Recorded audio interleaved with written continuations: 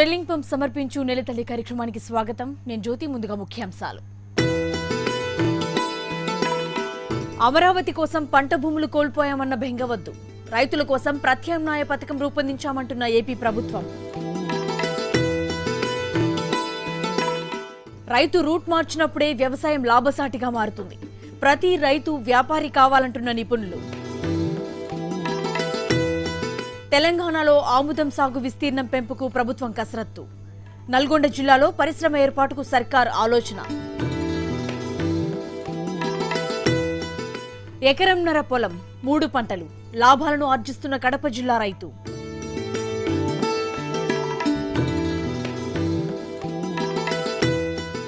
రాజశ్రీ కోళ్లను పెంచు, మంచి ఆదాయం సంపాదించు. పెరటి కోళ్ల పెంపకంతో అధిక ఆదాయం పొందొచ్చంటున్న శాస్త్రవేత్తలు.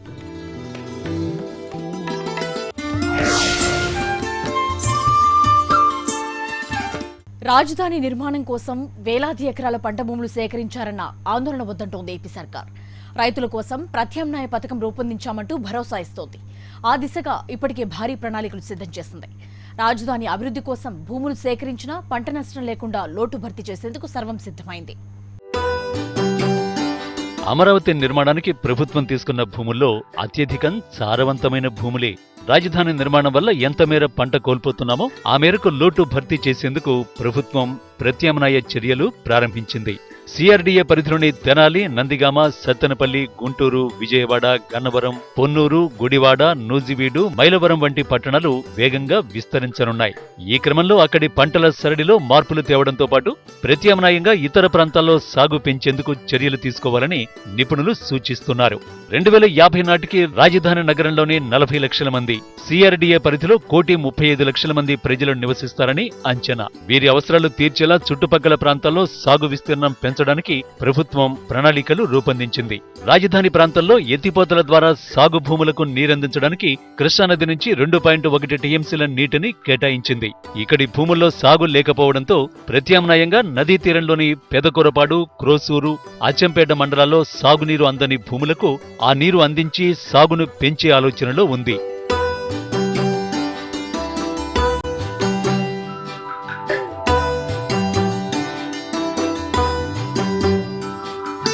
పోలీహౌస్లలో పంటలు పండించేలా రైతులకు ఇప్పటికే శిక్షణ ఇస్తున్నారు. నరసరావుపేట డివిజన్లో 4 ప్రాంతాల్లో దొండ, బెండ, తీగజాతి కూరగాయల సాగుకు ప్రణాళికను రూపొందించి అమలు చేస్తున్నారు.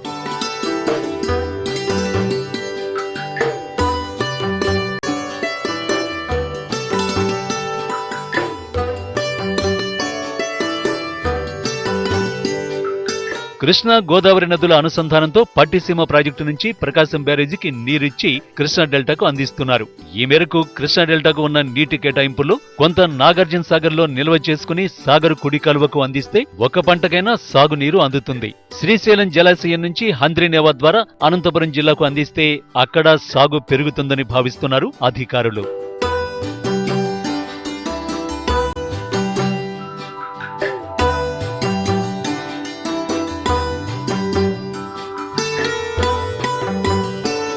షేడ్ నెట్, పాలీహౌస్లో కూరగాయల సాగును ప్రోత్సహించడానికి 2,40,000 చదరపు మీటర్ల విస్తీర్ణానికి రాయితీపై అందిస్తున్నారు. ఇక గుంటూరు, కృష్ణా జిల్లాలోని పట్టణాల్లో ఇళ్లపైనే కూరగాయల సాగుకు 500 యూనిట్లు మంజూరు చేశారు. గుంటూరు జిల్లాలో మిరప, అరటి, పసుపు, కూరగాయల పంటలు, కృష్ణా జిల్లాలో మామిడి, మిరప, కూరగాయలు, ఆయిల్ పాములలో విప్లవాత్మకమైన మార్పులు తీసుకొస్తున్నారు.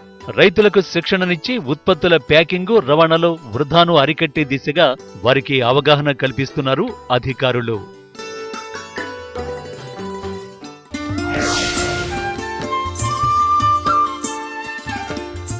తెలంగాణలో రానున్న రోజుల్లో ఆముదం సాగు విస్తీర్ణం పెరగనుందా? పంట సాగులో రైతును ఆధునిక సేద్యం వైపు నడిపించనున్నారా? నల్గొండ జిల్లాలో పరిశ్రమ ఏర్పాటు ద్వారా రైతుకు మంచి ఆదాయం ఇవ్వబోతున్నారా? అవుననే అంటున్నాయి తాజా పరిణామాలు.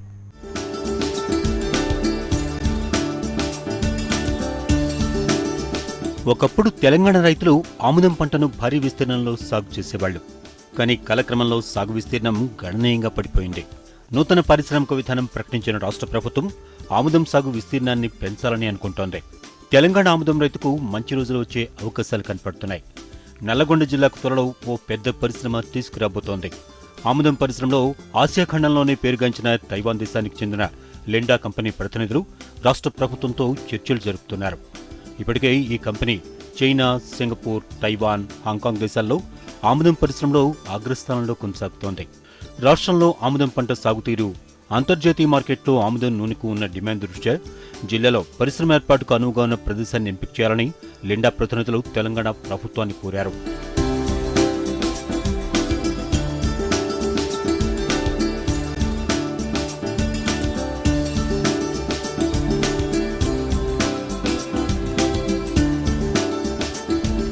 పంట సాగులో రైతులను భాగస్వాములు చేస్తూ సంప్రదాయ పద్ధతుల్లో కాకుండా అత్యాధునిక సాంకేతిక పరిజ్ఞానంతో సాగు చేసేలా చర్యలు చేపట్టనున్నారు.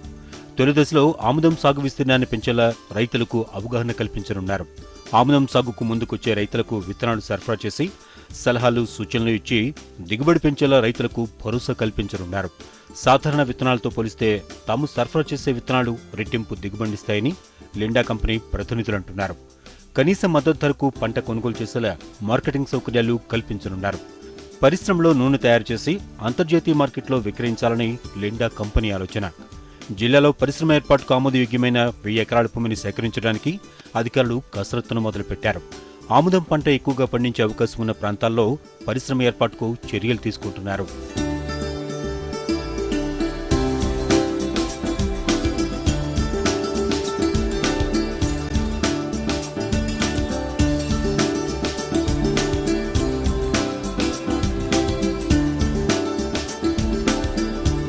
గడిచిన 5 ఏళ్లుగా జిల్లాలో ఆముదం సాగు క్రమంగా తగ్గుతోంది.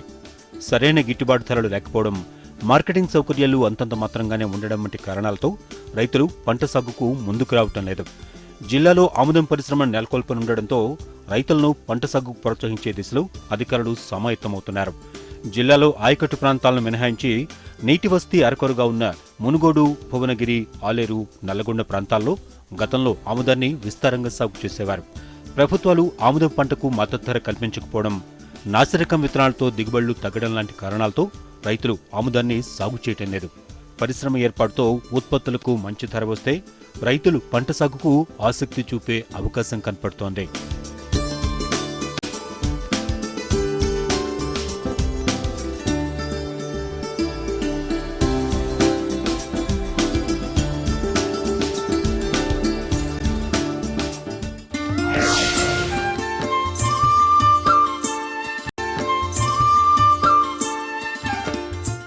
వ్యవసాయం అంటే జీవనభృతియేనా? వ్యాపారుల ఆదాయం సంపాదించే మార్గాలు లేవా? అందుకే రైతు అనుసరించిన విధానాలేంటి? చక్కటి ప్రణాళికలే రైతు ఆదాయం పెంచుతాయా అంటే అవునని అంటున్నారు నిపుణులు. గరిష్ట ఆదాయం పొందడానికి రైతు అనుసరించిన విధానాలేంటో ఇప్పుడు తెలుసుకుందాం.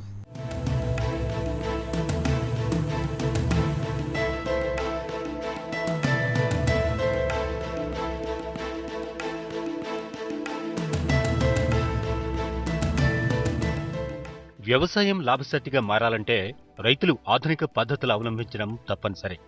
లాభనష్టాలు అంచనా వేసుకుంటూ ప్రతి రైతు, వ్యాపారులు ఆలోచించినప్పుడే మంచి ఆదాయం ఉంటుంది. శాస్త్ర సాంకేతిక పరిజ్ఞానంలో అమెరికా, ఫ్రాన్స్ వంటి అగ్రరాజ్యాలతో దేశం పోటీ పడుతున్నప్పటికీ రైతులు మాత్రం ఆధునిక పరిజ్ఞానాన్ని ఉపయోగించుకోలేకపోతున్నారు. ఇప్పటికీ మన రైతాంగం సాంప్రదాయ సాగుకే పెద్దపీట వేస్తోంది. కుటుంబం మొత్తం కష్టపడుతున్నా ఆశించిన ఫలితాలు రాక ఆత్మహత్యలకు పాల్పడుతున్న పరిస్థితులు కనపడుతున్నాయి. వనరుల కొరత లేకున్నా, శాస్త్రవేత్తలకు లోటు లేకున్నా కూడా వ్యవసాయ రంగంలో సరైన విధానాలు నిర్ణయించడంలో, ప్రభుత్వాలు వాటిని అందుకోవడంలో రైతులు విఫలమవుతున్నారు. ఇలాంటప్పుడే రైతులు ఆచితూచి వ్యవహరించాలి, తగిన జాగ్రత్తలు తీసుకోవాలి.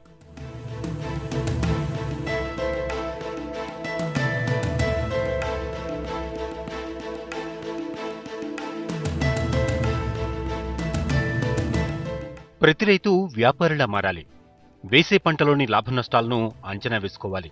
వేయబోయే పంటకు పెట్టే పెట్టుబడి, వచ్చే ఆదాయంపై ముందుగానే ఓ అవగాహనకు రావాలి. అప్పుడే ఆ పంటను పండించేందుకు మొగ్గు చూపాలి.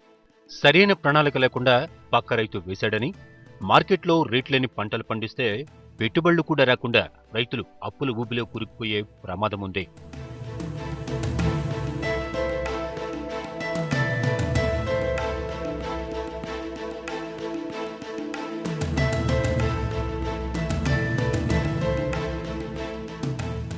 ఖర్చు అధికంగా ఉండే వాణిజ్య పంటలు, ఏడాది పొడవునా సాగే పంటలను చిన్న రైతులు వీలైనంత వరకు వేసుకోకపోవడమే మంచిది.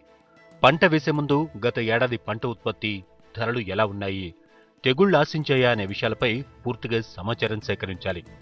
ఏ పంట సాగు చేసినా కూడా విత్తనాలపై జాగ్రత్త ముఖ్యం. నాసిరకం విత్తనాలు వాడితే పెట్టుబడులన్నీ వృథా అవుతాయి. మార్కెట్లో దొరికే విత్తనాలన్నీ నాణ్యమైనవని నమ్మకూడదు.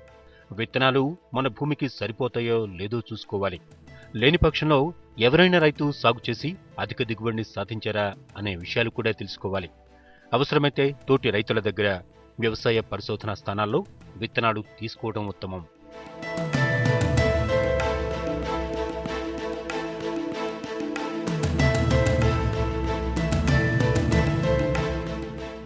రైతులు మోతాదుకు మించి రసాయన ఎరువులు వాడటం వల్ల నేలలు సారాన్ని కోల్పోతాయి.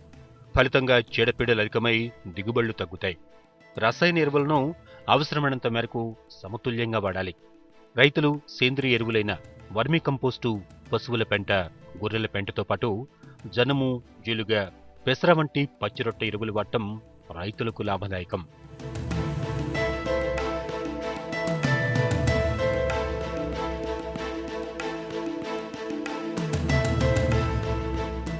తెగుళ్లు, పురుగులు, నీటి ఎద్దడిని తట్టుకుని స్వల్పకాలంలో చేతికొచ్చే పంటలను పండించడం రైతులకు లాభదాయకంగా ఉంటుంది. దీనివల్ల సాగు ఖర్చు తగ్గడమే కాకుండా అవసరమైతే రెండో పంట, మూడో పంట కూడా వేసుకునే అవకాశం ఉంటుంది. ఒకే భూమిలో ఒకే పంటను వెంటనే వేయకుండా పంట మార్పిడి చేయాలి. దీనివల్ల చీడపీడల బాధ ఉండదు. ఇలాంటి సందర్భాల్లో వాతావరణ పరిస్థితులు, మార్కెట్ పరిస్థితులకు అనుగుణంగా పంటలు వేసుకోవాలి. స్వల్పకాలిక పంటలతో ఒక పంట నష్టపోయినప్పటికీ మరో పంట రైతును ఆదుకునే అవకాశం ఉంటుంది.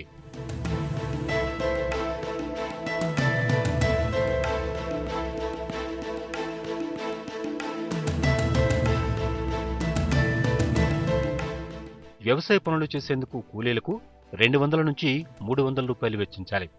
అయినా కూలీలు సకాలంలో దొరకరు. దీంతో రైతులు తప్పనిసరిగా యాంత్రీకరణకు అధిక ప్రాధాన్యతనివ్వాలి. దున్నడానికి, నాట్లు వేయడానికి, కలుపు తీయడానికి, కోత కోయడానికి అవసరమైన పనులను యంత్రాల సహాయంతో చేయడం అలవాటు చేసుకోవాలి. ఆధునిక యంత్రాలను ఒకరిద్దరూ కొనలేనప్పుడు రైతు మిత్రుల సంఘాల ద్వారా కొనుగోలు చేసేందుకు ప్రయత్నించాలి. ప్రభుత్వం ఆధునిక యంత్రాలకు సైతం సబ్సిడీ అందిస్తోంది. సాగునీటిని డ్రిప్పు, స్ప్రింక్లర్ల పద్ధతిలో అందించేందుకు ముందుకు రావాలి. వీటిపై కూడా ప్రభుత్వం 90% వరకు సబ్సిడీ ఇస్తోంది. సంప్రదాయ పద్ధతులకు స్వస్తి చెప్పి ఆధునికత వైపు రైతులు అడుగులు వెయ్యాలి.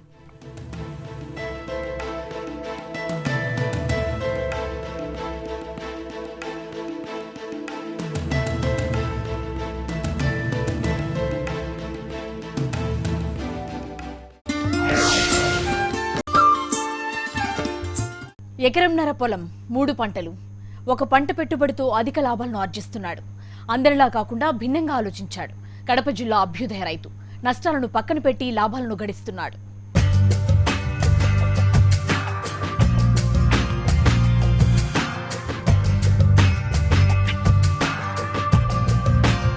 కడప జిల్లా ఖజీపేట మండలం దుంపలగట్టు గ్రామానికి చెందిన రవిశంకర్ మిగతా రైతుల కన్నా భిన్నంగా ఆలోచించాడు. దీర్ఘకాలిక పంటలు వేసి నష్టాలలేని సాగు చేస్తున్నాడు. ఎకరన్నర పొలంలో ఏకంగా 3 పంటలు పండిస్తూ అందరికీ ఆదర్శంగా నిలుస్తున్నాడు.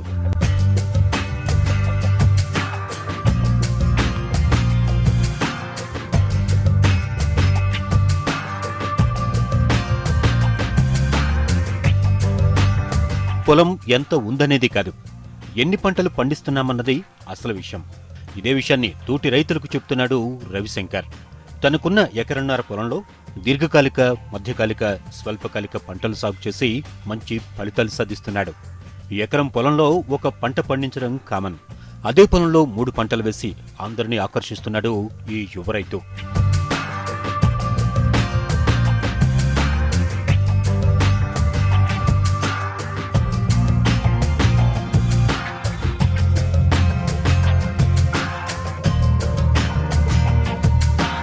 తన పొలంలో 2 రకాల పూలతో పాటు కూరగాయలు కూడా పండిస్తున్నాడు ఈ రైతు. దీర్ఘకాలిక పంటైన చిట్టి రోజా పూలను సాగు చేశాడు. ఇది సుమారు 2 సంవత్సరాల వరకు పంటనిస్తుంది. ఇక రెండవది మధ్యకాలిక పంటైన కనకాంబరాలు. ఇవి సుమారు సంవత్సరం వరకు పంటనిస్తాయి. ఇక మూడవది స్వల్పకాలిక పంట టమాటా. ఈ 3 రకాల పంటలతో మంచి ఆదాయాన్ని సంపాదించుకుంటున్నాడు.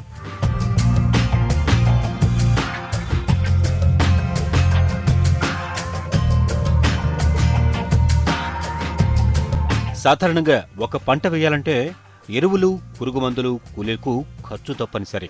అందుకే ఒకే పంటకయ్యే ఖర్చుతో 3 పంటలు పండిస్తున్నాడు. దీంతో ఖర్చులు తగ్గి ఆదాయం పెరుగుతుందని అంటున్నాడు. తాను సాగు చేస్తున్న గ్రామంలోని కొంతమంది రైతులు దీన్ని ఆదర్శంగా తీసుకుని వారు కూడా ఇదే దారిలో వెళ్తున్నారని చెబుతున్నాడు. గులాబీ మొక్కలు నాటినాం మేము. అవి వచ్చేలాగా ఒక 6 months పడుతుంది కాపుకు. ఆ లోపల మధ్యలో గ్యాప్ ఉంది కాబట్టి 2.5 అడుగు ఫిట్ 4 అడుగులు ఉంటుంది కాబట్టి మధ్యలో ఖాళీగా ఉండకుండా టమోటాలు, ఉసిరి, కనకాంబరాలు ఇవి కూడా నాటినాము. అవి నన్ను చూసి చాలా మంది కూడా నేర్చుకున్నారు. ఆదర్శ రైతులు మామూలుగా ఇట్లా చేసి ఇట్లా బాగుంటుంది, భూమి వేస్ట్ పోకుండా, అందులో పెట్టుబడి కూడా 2కు పనికొస్తుంది కాబట్టి మందులు దాన్ని కొట్టాలా, దీన్ని కొట్టాలా. కాబట్టి దానివల్ల ఈ గులాబీ చెట్లకు మేలు ఉంటుంది. ఇప్పుడు కనకాంబరాలు అంటే కనకాంబరాలు కూడా బాగుంటుంది అని చెప్పి సాగు చేసినాం సార్. మాకేమో ఇప్పటికేమో దేవుని దగ్గర పర్వాలేదు, బాగానే వచ్చింది ఈ సంవత్సరం పైరేమో. ఇలా ఒకే పెట్టుబడితో 3 పంటలు పండిస్తూ అందరికీ ఆదర్శంగా నిలుస్తున్నాడు ఈ అభ్యుదయ రైతు. సాగు పద్ధతుల్లో ఎంత మార్పు వస్తే అంత రైతుకు లాభం చేకూరుతుంది.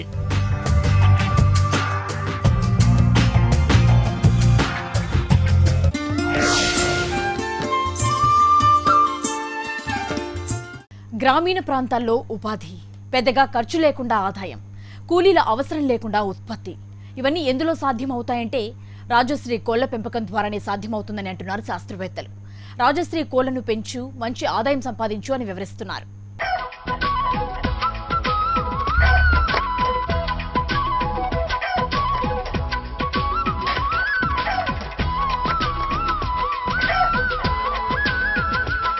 గ్రామాల్లో పెరటి కోళ్ల పెంపకం ఎప్పటినుంచో ఉంది. పెరట్లో పెరిగే కోళ్లకు ఖర్చు తక్కువ, పెద్దగా శ్రమ పడాల్సిన పని కూడా ఉండదు. కొందరు గుడ్లు, మాంసం కోసం కోళ్లను పెంచితే దీన్నొక ఆదాయంగా పెంచేవాళ్లు మరికొందరు. అందుకే గ్రామాల్లో పాడి పశువులున్న ఇంట్లో కోళ్లు విధిగా ఉండటాన్ని చూడొచ్చు. పెరటి కోళ్ల పెంపకంలో విలువైన రకం రాజశ్రీ కోళ్లు. వీటి పెంపకం మంచి ఆదాయ మార్గమని శాస్త్రవేత్తలు చెబుతున్నారు.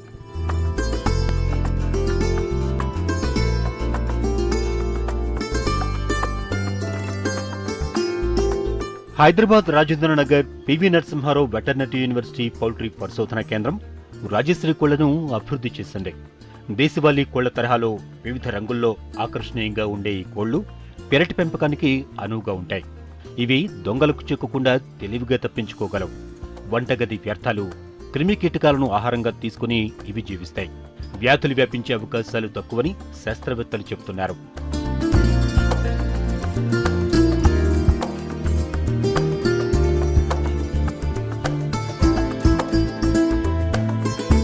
రాజశ్రీ కోడి ఏటా 150 గుడ్లను పెడుతుంది. 5 నుంచి 6 నెలల వయసు నుంచి గుడ్ల ఉత్పత్తి ఆరంభమవుతుంది. 18 వారాల వయసు వచ్చేసరికి 1.5 కిలోల వరకు బరువు తూగుతుంది. సహజ సిద్ధంగా పెరిగే ఈ కోళ్లకు మెడికేషన్ పెద్దగా అవసరం లేదు. ఈ గుడ్లు గోధుమ రంగులో ఉంటాయి. ఈ గుడ్లకు సాధారణ కోళ్ల ఫారం తెల్లగుడ్డు కన్నా అధిక ధర లభిస్తాయి. బ్రాయిలర్తో పోలిస్తే రాజశ్రీ కోడి మాంసానికి గిరాకీ ఉంటుంది. హైదరాబాద్ పౌల్ట్రీ పరిశోధనా కేంద్రంలో ఇంక్యుబేషన్ యంత్రాలపై భారీ సంఖ్యలో గుడ్లు పొదిగిస్తున్నారు. ఒక్క రోజు వయసున్న కోడి పిల్లను 15 రూపాయలకు విక్రయిస్తున్నారు.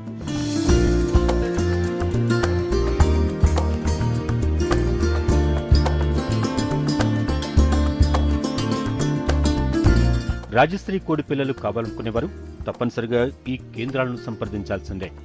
దేశవాళీ కోళ్ల తరహాలో వీటిని సొంతంగా ఉత్పత్తి చేసుకోవచ్చు. దీనికోసం పుంజు, పెట్టలను పెంచుకోవాలి. పొదగటానికి మామూలు కోడిని వినియోగించాల్సి ఉంటుంది. ఒక్కోసారి 15 గుడ్ల వరకు పొదగనిస్తే కనీసం 12 నుంచి 13 పిల్లలు వస్తాయి.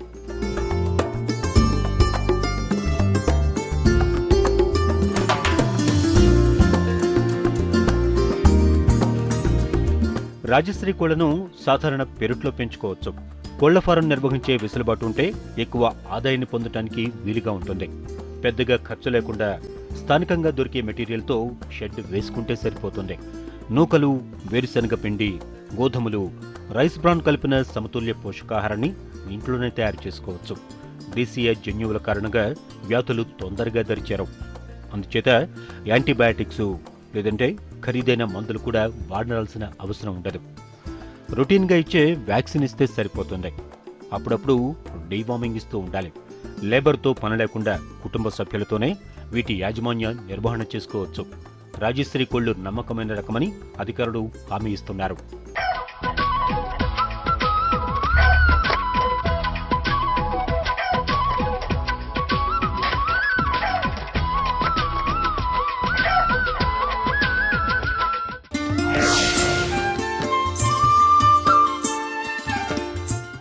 ఇది వాల్టి స్టర్లింగ్ పంప్ సమర్పించు నెలజల్లి కార్యక్రమం. నమస్తే.